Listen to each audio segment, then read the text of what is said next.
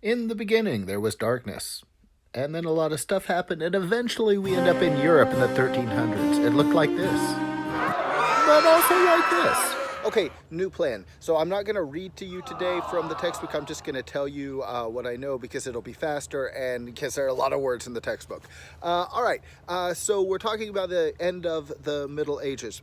We talked about the Great Schism. Let me clean that up. There was a Great Schism before the Great Schism. The original Great Schism was where the Catholic Church, the Roman Catholic Church split. Well, the church, I should have just read the textbook. The church split into Roman Catholic in the West, Eastern Orthodox in the East. That was like 10, the number in my head is 1054, but that might not be right. Don't quote me. But around that, that era. So that was the first schism. The second schism was where the Catholic Church split and had the three popes and then one pope, Pope Marty. So that's what we covered last time. That was because that led to the diminishing of Catholic authority in Europe. That helped to transition from the Middle Ages, where Catholic supremacy was everything, into the Renaissance. Another thing that happened was the Bubonic Plague. I'm not going to spend a lot of time talking about the plague because you can just turn on the TV. But let me tell you what happened just very quickly. The Bubonic Plague, same time period, started. It spread through Asia, through North Africa, and into Europe. It was carried by fleas that were carried by rats into populated areas. The difference is there was no way to social distance, really. That's not true. The royalty social distanced. They went to castles in the country, but people who lived like in metropolitan areas like London and Paris and like Rome, the big cities, there was nowhere for them to go. Also, medicine wasn't like as advanced as it is now. Not that it's super advanced now, apparently. But what happened was it killed a third of the population. So 1 in every 3 people. So think of 3 people. One of those people didn't make it outside of the plague. So that happened, right? So that's another thing contributed to stuff in the Middle Ages. That was really, really bad teaching. Number 3, here's the big one, the 100 Years' War. So towards the end of this time period, moving from 1300s into 1400s, you have the 100 Years' War. It lasted about 100 years, and it was started because, remember, William the Conqueror in 1066, I'm at 2 minutes, 2:41, all right. 1066, William the Conqueror from France invades England and rules England and France, essentially, right? So the English monarchy, the English kings were French for a while. Through time, it divides a little bit. Then there's you got a French king and you got an English king. At some point, the French king dies. The English king, who at the time was Edward III, says, hey, I actually have a legitimate claim to the French throne, so I'm going to be now king of England and France, right? His claim was because he was the grandson of somebody, right? The French king was like, no, no, no.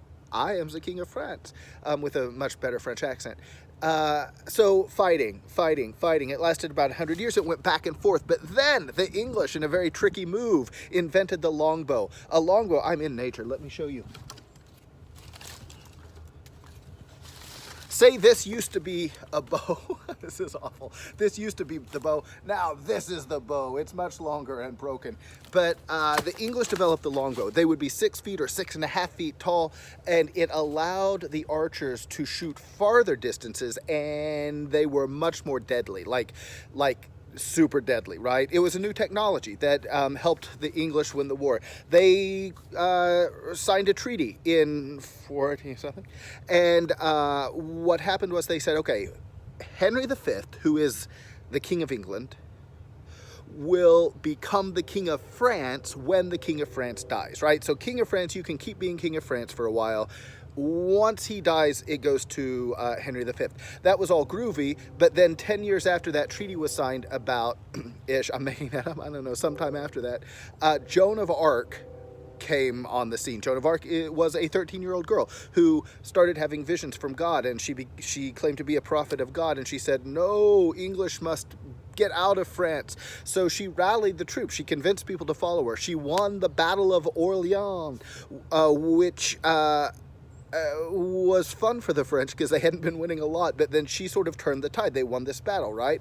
But then she got captured by the English, and they said, "You're a witch," and she said, "I'm not a witch," and they said, "You're a witch," and then they burned her at the stake. And after that, the 100 Years' War was over. That led in England to the War of the Roses, which is like a 2-year period between two houses, the House of York, the House of Lancaster. I forget which was which color. One was a white rose, one was a red rose. The Lancasters won that when Henry Tudor, who was related to the Lancasters, married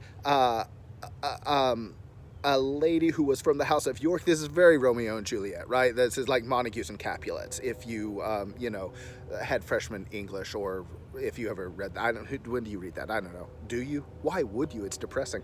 So the point is, Henry Tudor, a Lancaster, and an ancestor of Mrs. Lancaster, no doubt. So ask her for more information. Married this Duchess of York, a York lady, and so the House of York and Lancaster were united, and that was Henry Tudor. He became Henry the Seventh, and his son is Henry, the Eighth, because numbers. And we'll talk more about that later. I did that faster. It was 6 minutes. I got to get better.